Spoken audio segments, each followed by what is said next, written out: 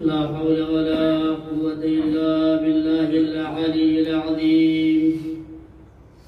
أعوذ بالله من الشيطان اللعين الرجيم. بسم الله الرحمن الرحيم. الحمد لله رب العالمين. الحمد لله رب الشاكرين.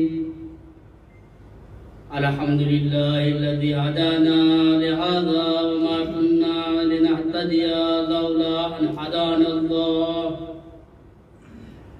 لقد جاءت رسل ربنا بالحق.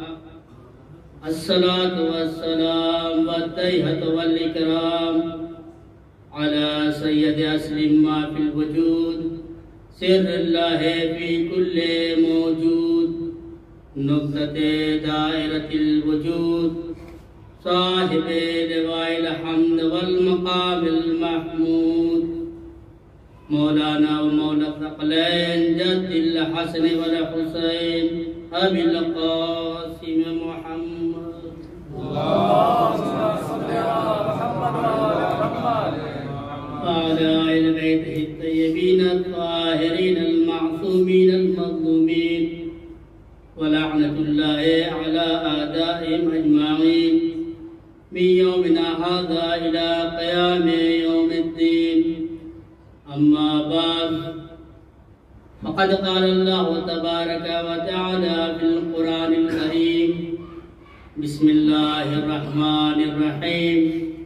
يوم ندعو كل أناس بإمامهم. صلوات محمد وآله.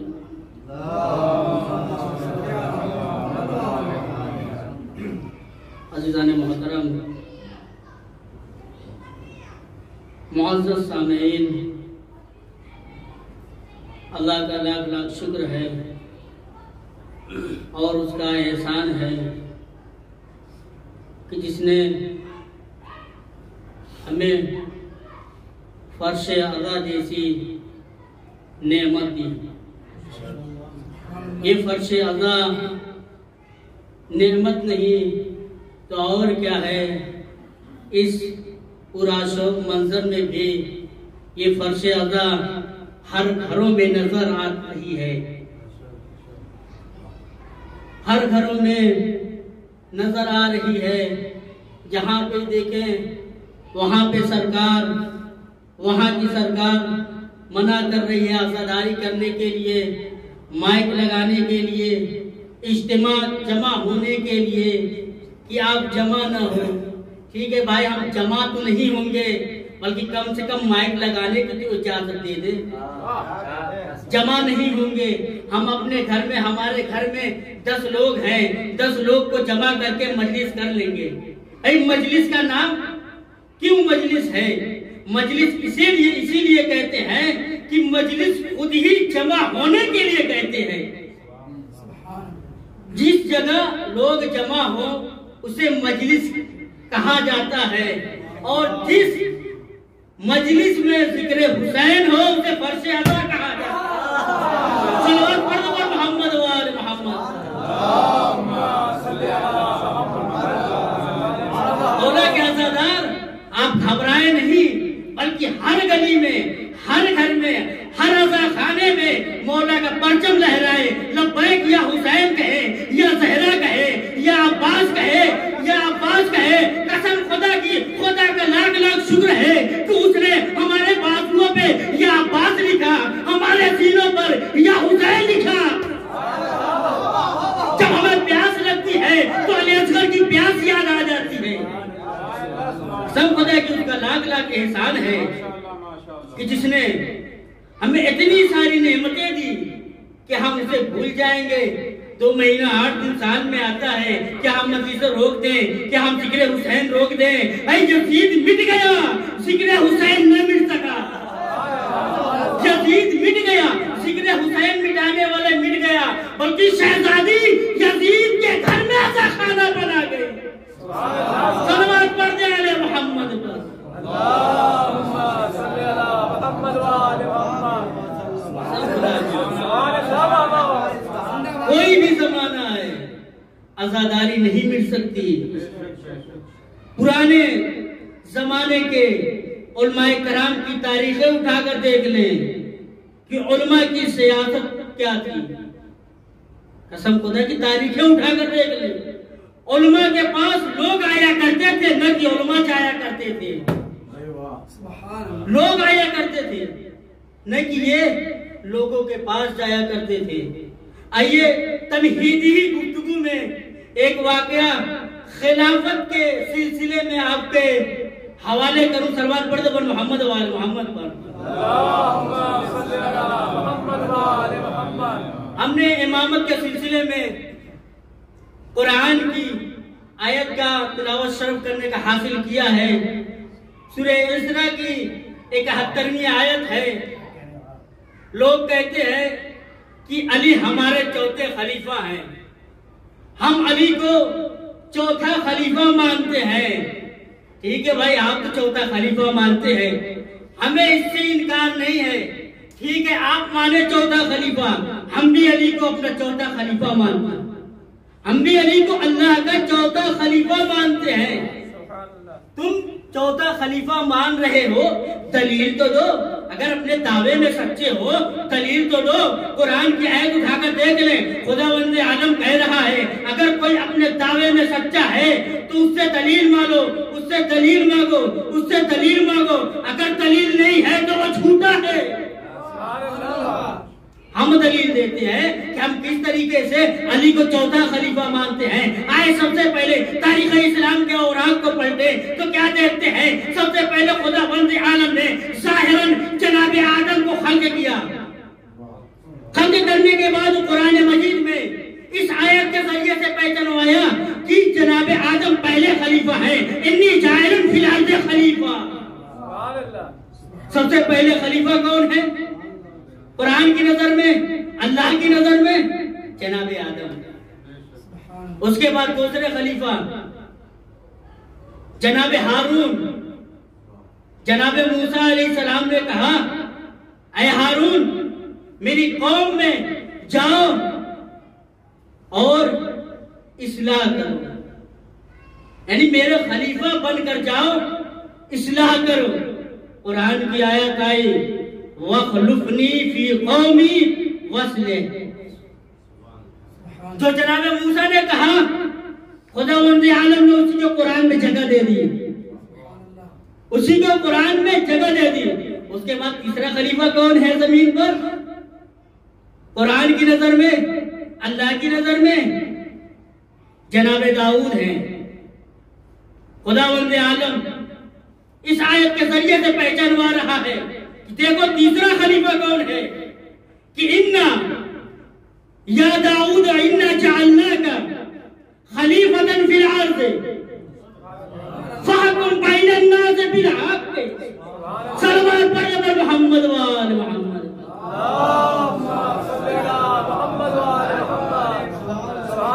تین خلیفہ پہلے گزرے نبی کے ظاہراً آنے کے بعد.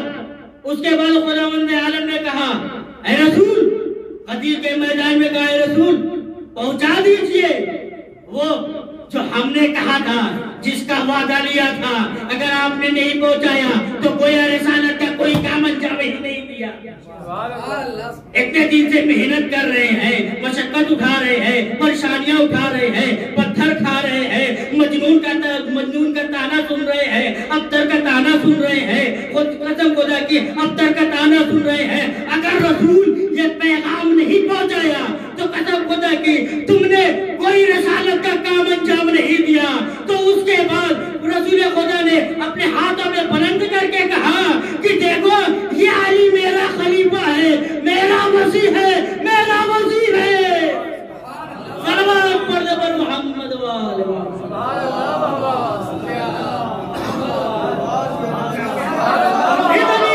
ہم بھی مان لیں گے تمہارے اعتبار سے.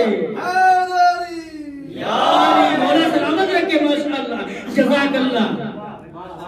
نعرہ حیدری لگانے والوں کو قسم خدا کی نجف اشرف ہے کہ جہاں پہ سونا بھی عبادت وہاں پہ مولا کائنات کا ذکر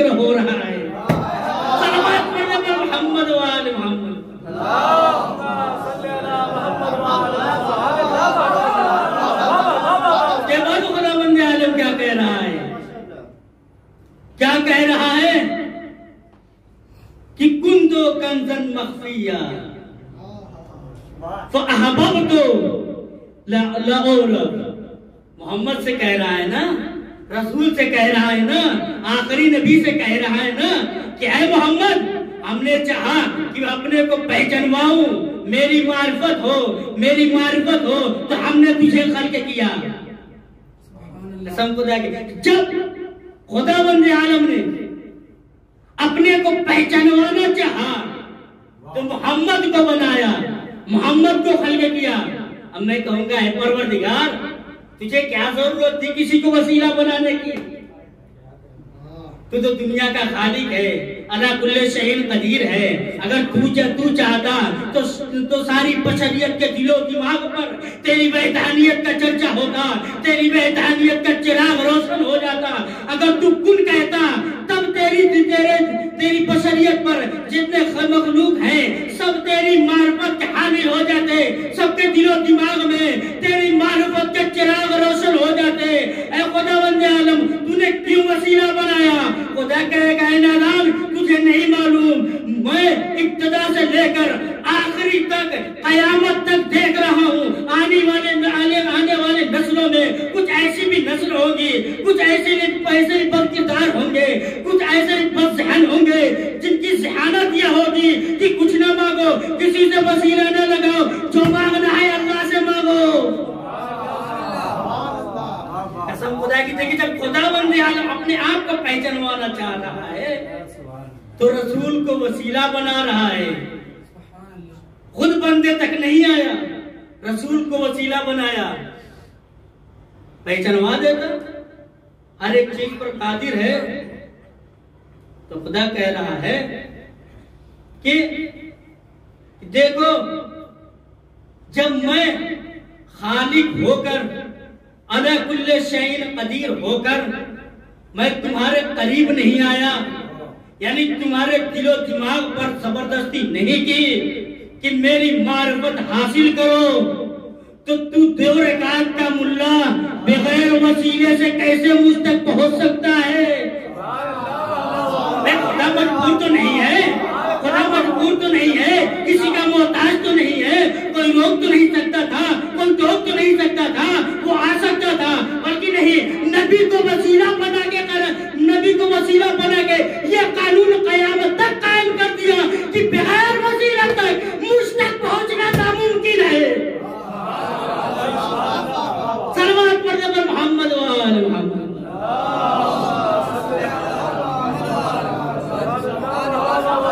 جس کو دلایا، جس کو من کیا، اس نے قلم اٹھائے، کاغذ اٹھایا، سیرت نبی لکھ ڈالی، سیرت نبی لکھ ڈالی کہ رسول 40 سال بعد نبوت پہ فائز ہوئے۔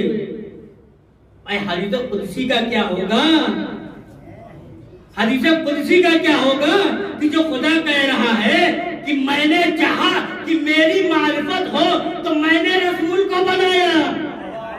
اے جناب آدم آئے، جب تم کہہ رہے ہو تمہارے سیرت النبی میں لکھا ہے کہ 40 سال بعد نبی نبوت پر فائز ہوئے، تو اس کا مطلب یہ ہوا کہ جناب آدم آئے، ان کی قوم آئی، یہ فضول آئی، ان کی قوم آئی، جناب نوح آئے، بیکار گئے، تبلیغ نہیں ہوئی۔ کیوں نہیں ہوئی؟ اس لیے کہ اللہ کی معرفت نہیں ہوئی۔ اللہ کی معرفت کب ہوگی؟ جب رسول پہلے آئیں گے، جب رسول پہلے آئیں گے اللہ کی معرفت جبھی تو ہوگی۔ اس وقت تو رسول تھے نہیں، جب آدم آئے تھے، نوح آئے تھے، ادریس آئے تھے، الیاس آئے تھے، یعقوب آئے تھے، یوسف آئے تھے، عیسیٰ آئے تھے، موسیٰ آئے تھے، اس وقت رسول تو تھے نہیں۔ جب رسول آخری زمانے میں پیدا ہوئے اس وقت بھی نبوت پہ فائز تھے نہیں، اس وقت بھی تمہارا یہ کہنا ہے کہ نبوت پہ فائز نہیں ہے۔ 40 سال کے بعد نبوت پہ فائز ہوئے، 40 سال کے بعد نبوت پہ فائز ہوئے۔ قسم خدا کی، اگر یہی عقیدہ تمہارا رہا تو توحید خطرے میں پڑ جائے گی۔ یعنی جناب آدم کو اللہ نے بھیجا، فضول بھیجا، جناب نوح کو بھیجا، فضول بھیجا، جناب یعقوب کو بھیجا، فضول بھیجا، جناب ادریس کو بھیجا، فضول بھیجا، یوسف کو بھیجا، فضول بھیجا، اسماعیل کو بھیجا، فضول بھیجا، ابراہیم کو بھیجا، فضول بھیجا، موسیٰ کو بھیجا، فضول بھیجا، پھر ہارون کو بھیجا، فضول بھیجا، عیسیٰ کو بھیجا، فضول بھیجا۔ اگر تم محمد کو یہ نہیں مانتے کہ محمد دنیا کا خلق ہونے سے پہلے ہی پیدا ہو چکے تو اس وقت تک خدا کی وحدانیت خطرے میں رہے گی۔ اگر مان لیتے ہو تو جناب آدم آئے تو وہ بھی حق ادا کیے، یوسف آئے وہ بھی حق ادا کیے، یعقوب آئے وہ بھی حق ادا کیے، یونس آئے وہ بھی حق ادا کیے، ادریس آئے وہ بھی حق ادا کیے، یہاں تک کہ نبی آئے وہ بھی حق ادا کیے، وہ بھی حق ادا کیے، نبی آئے وہ بھی حق ادا کیے۔ جس وقت نبی کا حق ادا نہیں ہوتا، اگر غدیر میں مرکم کو مولا کہہ کر خطاب نہ کرتے تو رسول کا بھی حق ادا نہیں ہوتا۔ صلوات پڑھ پر محمد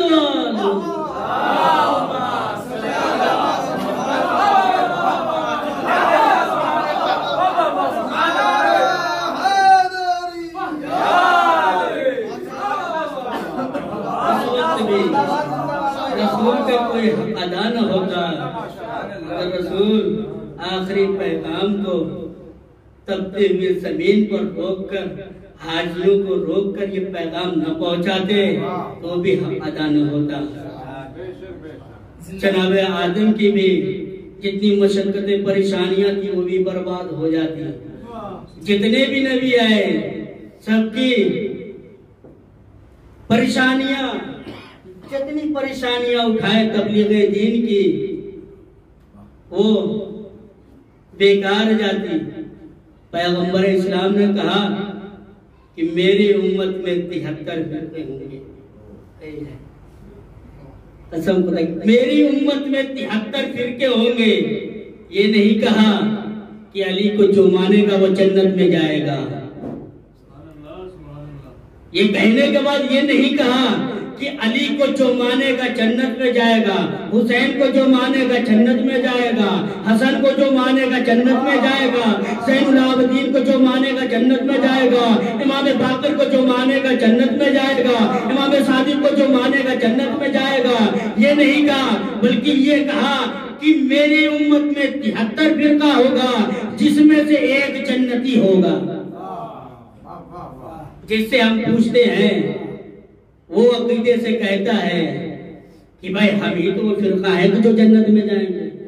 ہم بلی سے پوچھیں تو بھی کہیں گے ہم جنت میں جائیں گے، شافعی سے پوچھیں تو بھی کہے گا ہم جنت میں جائیں گے، اہل سنت سے پوچھیں تو بھی کہے گا ہم جنت میں جائیں گے، وہابی سے پوچھیں تو بھی کہے گا ہم جنت میں جائیں گے۔ بھائی جس سے پوچھیں وہ کہہ رہے ہیں کہ ہم جنت میں جائیں گے، ہم وقت یہ حد ہو گئی۔ قادیانی کہتے ہم ہی تو وہ ہیں جو جنت میں جائیں گے، ہم ہی تو وہ ہیں کہ جو جنت میں جائیں گے۔ جنت میں جاؤ گے ٹھیک ہے، تمہارا دعویٰ سچا ہے، پھر وہی بات ہے کہ قرآن کہتا ہے اگر اپنے دعوے میں سچے ہو ہاتھو برہانکم ان کنتم صادقین، اگر تم اپنے دعوے میں سچے ہو تو دلیلیں تو لاؤ، دلیل تو لاؤ۔ بھائی علی کو کوئی مولا مانے یا نہ مانے، علی کو کوئی اولا مانے یا نہ مانے، علی کو کوئی حسن یوسف مانے یا نہ مانے، علی کو کوئی آدم کا مددگار مانگے یا مانے یا نہ مانے، علی کو کوئی سیف اللہ مانے یا نہ مانے، علی کو کوئی ید اللہ مانے یا نہ مانے، علی کو کوئی ید اللہ مانے یا نہ مانے، علی کو کوئی عین اللہ مانے یا نہ مانے، علی کو کوئی جبریل کا استاد مانے یا نہ مانے، علی کو کوئی حسنین کا بابا مانے یا نہ مانے، علی کو کوئی فاتح خیبر مانے یا نہ مانے، علی کو کوئی بدر حنین مانے یا نہ مانے، علی کو کوئی فاتح بدر حنین مانے یا نہ مانے، علی کو کوئی نفس رسول مانے یا نہ مانے، علی کو کوئی مرثیہ خدا مانے یا نہ مانے، علی کے بدترین سے بدترین دشمن کو قبر کے جہنم سے اٹھا کر معاویہ سے پوچھو گے کہ علی جنت میں جائے گا کہ نہیں، وہ کہے گا کہ علی جنت میں جائے گا۔ فیصلہ ہو گیا. ہم نے قرآن کی آیت کا شرف حاصل کیا ہے نا کہ قیامت کے دن خداوند عالم ہر امت کو اس کے امام کے ساتھ بلائے گا, ہر ناس کو اس کے امام کے ساتھ بلائے گا. اور رسول خدا کہہ رہے ہیں کہ 73 فرقے ہوں گے جس میں سے ایک جنتی ہوگا. علی کا سب سے بڑا دشمن جو ہے, علی کا سب سے بڑا دشمن جو ہے وہ اقرار کر رہا ہے. قبر سے اٹھا کے بھی پوچھو گے تو وہ کہے گا کہ علی جنت میں جائے گا. اب فیصلہ ہو گیا. اب کوئی یہ نہ کہنا کہ میں جنت میں جاؤں گا, میں جنت میں جاؤں گا, میں جنت میں جاؤں گا. جو علی کو مانے گا وہی جنت میں جائے گا. صلوات پڑھ جب محمد و آل محمد.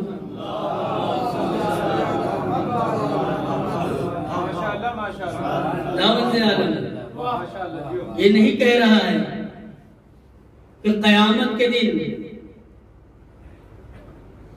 ناس کو اس کے نبی کے ساتھ بلائے گا, بلکہ یہ کہہ رہا ہے کہ امام کے ساتھ بلائے گا. امام کے ساتھ, نبی کا لفظ نہیں آیا, ورنہ انبیاء آتا. امام کا لفظ آیا ہے. بھائی یہ دنیا ہے, یہاں پہ لوگ آزاد ہیں. جس کا جو جی چاہے, جس کا جو جی چاہے, جس کو چاہے اس کو امام بنا لے. مرتے دم تک اللہ نے چھوٹ دی ہے کہ آخری دم تک, آخری سانس تک تم امام کو تبدیل کر سکتے ہو. قیامت کے دن تبدیل کرنے کا موقع نہیں ملے گا کہ بھائی موقع دیکھو بدل دو. عادت یہی رہی نا کہ تھوڑا سا موقع ملا فرار ہو گئے, تھوڑا سا موقع ملا کہتے ہم علی کے ماننے والے ہیں, تھوڑا سا موقع ملا جہاں پیسہ ملنے والا تھا کہتے ہم علی کے دشمن ہیں. قیامت میں یہ نہیں چاہے گا, جو چاہے جسے چاہے امام بنا لے. اللہ جبر نہیں کر رہا ہے کہ اہل بیت کو, معصومین کو امام بنائے. جس کا جو دل چاہے اس کو امام بنا لے, بلکہ اپنے دل و دماغ میں یہ راسخ کر لے, یہ بیٹھا لے کہ جس کا جو امام ہوگا اسی کے ساتھ قیامت میں محشور کیا جائے گا. لیکن نبی آتا ہے کیوں؟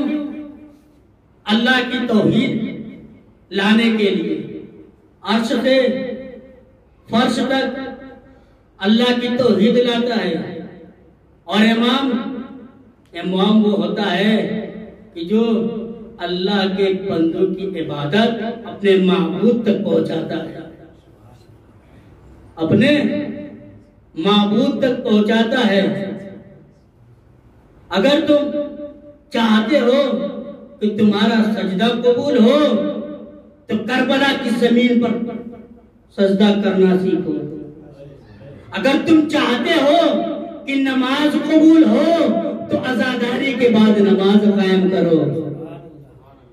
مجلس ہو رہی ہے, وقت اذان ہو گیا, وقت نماز ہو گئی, قسم خدا کی مجلس کو روک دو, نماز قائم کر کے بتا دو دشمنوں کو کہ دیکھو امام حسین کربلا میں صرف اور صرف دین خدا کے لیے گئے تھے, دین نبی کو بچانے کے لیے گئے تھے, اس سجدے کو باقی رکھنے کے لیے گئے تھے.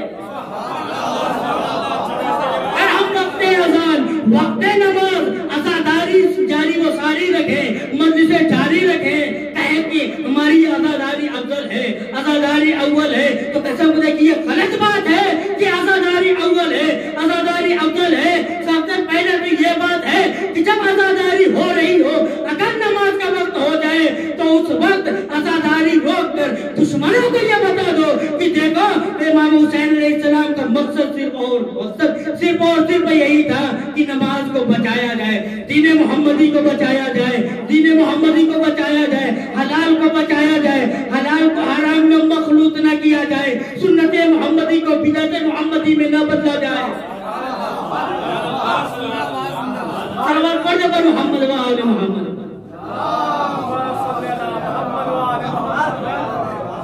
ہر انسان اپنے اپنے امام کے ساتھ روز محشر کے دن بلایا جائے گا.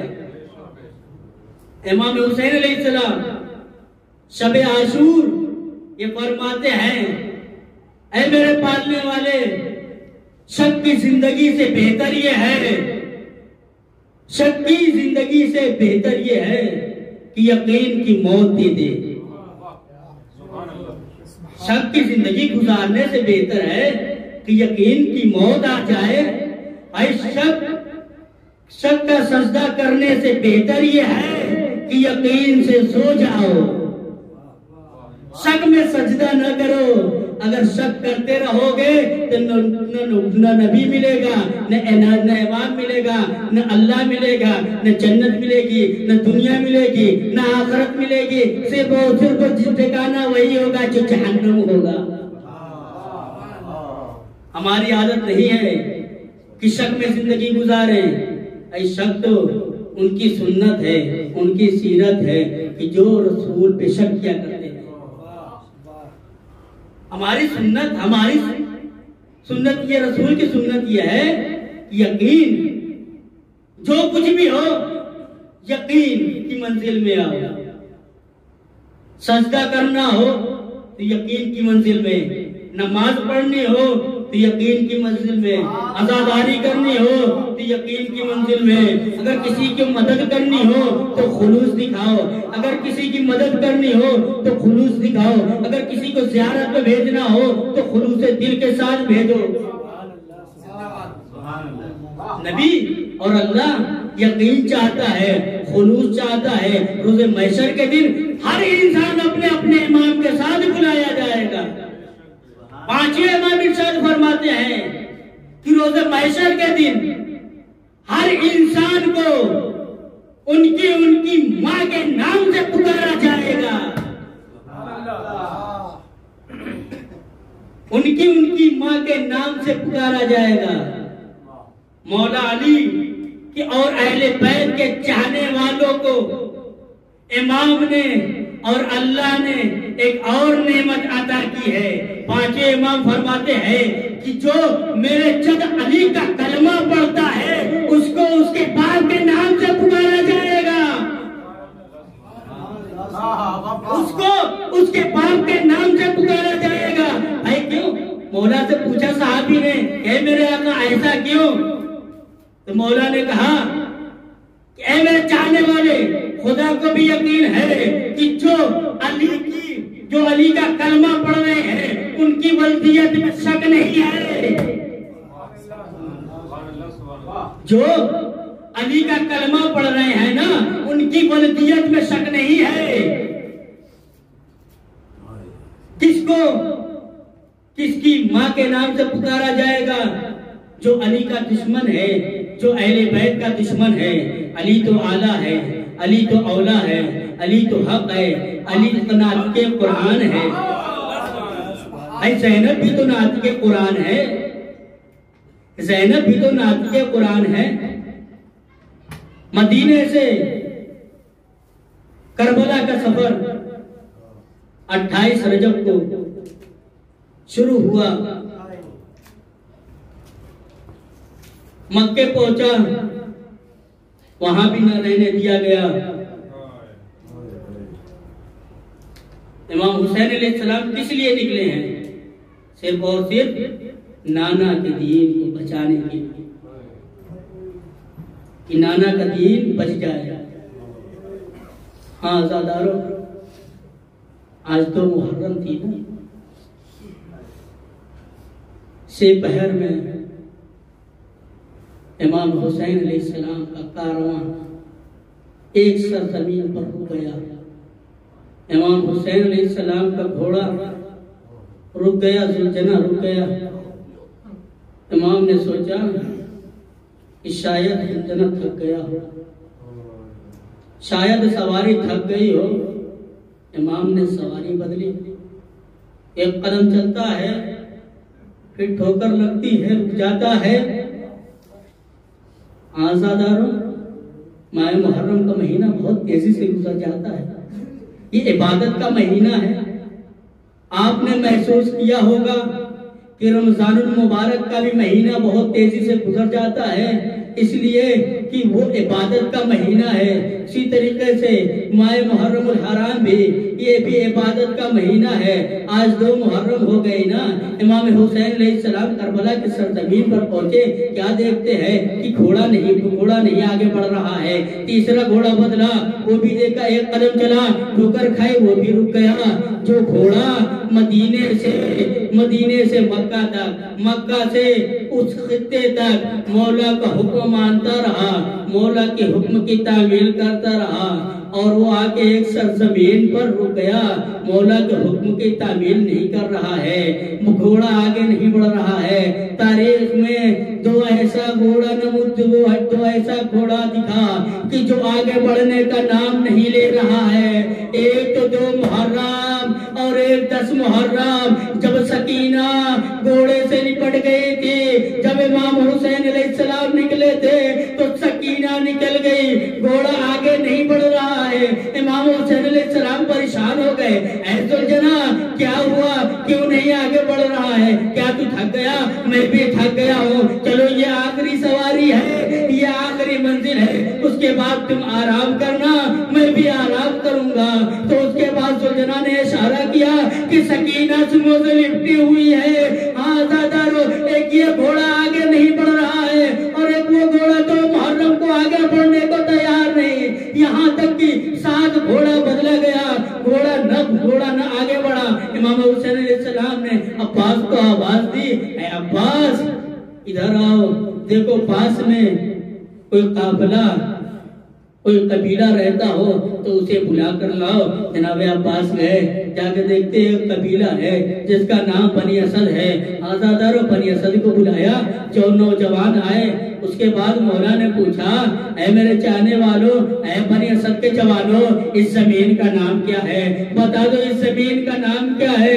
کسی نے کہا اسے شط فرات کہتے ہیں. مولا نے کہا کہ شاید اس کا کوئی اور نام ہوگا. کسی نے کہا اسے غازریہ کہتے ہیں. اس کے بعد مولا نے کہا شاید اس کا کوئی اور نام ہو. تو پھر ایک شخص نے آگے بڑھا, وہ کہا کہ مولا اس کا فلاں نام ہے. مولا نے کہا کہ شاید اس کا کوئی اور نام ہو. سب نوجوان آپس میں ایک دوسرے کو دیکھتے ہیں. دیکھنے کے بعد کہتے ہیں, ہم نے تو کوئی نام نہیں سنا, شاید اس کا نام کچھ اور ہو. قبیلے میں ایک بزرگ ہے ہمارے پاس جو نہیں ہو گیا ہے, ہم اسے بلا کر لاتے ہیں. امام حسین علیہ السلام نے کہا کہ ہاں اسے بلا کر لاؤ. بزرگ آتا ہے. امام نے پوچھا کہ اس سرزمین کا کیا نام ہے. ایک بزرگ نے کہا, اے میرے آقا اسے کرب و بلا کہتے ہیں. ہم نے بزرگوں سے سنا اسے کرب و بلا کہتے ہیں. امام کے کانوں سے کرب و بلا کے نام ٹکرایا. امام نے گریا وزاری بکا کر دی. امام نے عباس کو بلایا. بلانے کے بعد کہا, اے عباس ہمارا مقام یہی ہے, یہیں پہ خیمے نصب کر دو, قافلے کو روک دو, محمل کو اتار دو, زینب کے خیموں کو لگا دو, اب ادھر بات چل رہی ہے. وہ بزرگ نے کہا کہ اے میرے آقا, یہ سرزمین کسی کو راس نہیں آتی, یہ سرزمین کسی انبیاء کو راس نہ آتی. جب جناب نوح علیہ السلام کی کشتی سرزمین کربلا پہ گئی تھی تو ڈگمگانے لگی. ایک مرتبہ ہاتھ اٹھا کر نوح کہتے ہیں, اے میرے پالنے والے, یہ کون سی سرزمین ہے کہ جو مجھے خوف میں لاحق کرتی. خداوند عالم کہتا ہے, اے میرے نبی, اے نوح, اسے کرب و بلا کہتے ہیں. ارے محمد کا نواسا اسی سرزمین پر بھوکا و پیاسا مارا جائے گا. آزادارو, خیمے نصب ہو رہے ہیں, بات چل رہی ہے. اس نے کہا, اے میرے آقا آپ یہاں سے کہیں دور چلے جائیں. مولا نے کہا کہ میں کیسے دور جا سکتا ہوں, میرے نانا نبی نے دکھایا تھا یہ سرزمین اور بتایا تھا یہاں اکبر شہید ہوگا, یہاں عباس کے بازو کٹیں گے, یہاں جگر کا گلا چھلے گا, یہاں قاسم کی لاشیں پامال ہوگی. آزادارو, کیسے میں یہ سرزمین چھوڑ دوں, یہ سرزمین پر میں قیامت تک رہوں گا. یہ کتنے دینار میں بیچو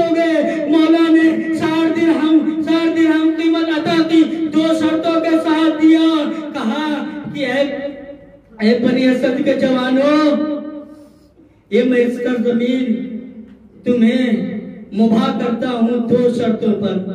ایک شرط یہ ہے کہ جب بھی میرے چاہنے والے، میرا زوار جب بھی کربلا آئے تو 3 دن تک مہمان رکھنا۔ آزادار مولا کے چاہنے والوں، سرزمین کربلا پر امام حسین علیہ السلام جب پہنچے ہیں نا، سب سے پہلے اپنے چاہنے والوں کو یاد کیا ہے، اپنے چاہنے والوں کو یاد کیا ہے۔ اس کے بعد دوسری شرط بیان کی کہ جب ظالم ہمیں شہید کر کے چلے جائے، ہمارا لاشا میں اور کفن پڑا رہے تو ہمیں دفنا دینا۔ اتنی بات ہو ہی رہی تھی، ایک مرتبہ زینب طرف پہ بابیزہ سے کہتے ہیں بیزہ، ارے حسین کو تو بلاؤ۔ بھیا حسین کو بلایا، امام حسین علیہ السلام خیمے میں آئے۔ آنے کے بعد پوچھا ہے زینب کیا ہوا؟ زینب کہتی ہے اے بھیا حسین، جب سے میں اس خیمے میں آئے ہوں، ایک بی بی کی رونے کی آواز آ رہی ہے۔ بس مسائب ختم، ایک جملہ، ایک بی بی کی رونے کی آواز آ رہی ہے۔ امام حسین علیہ السلام نے کہا اے زینب، ارے کیا تم نے نہ پہچانا؟ کہا کہ اے بھیا ارے کون ہے؟ امام حسین علیہ السلام نے کہا اے زینب، یہ اماں زہرا ہے جو مدینے سے مکہ سے کربلا میرے ساتھ ساتھ آئی ہے۔ اے حسین تمہیں اکیلا نہیں چھوڑا۔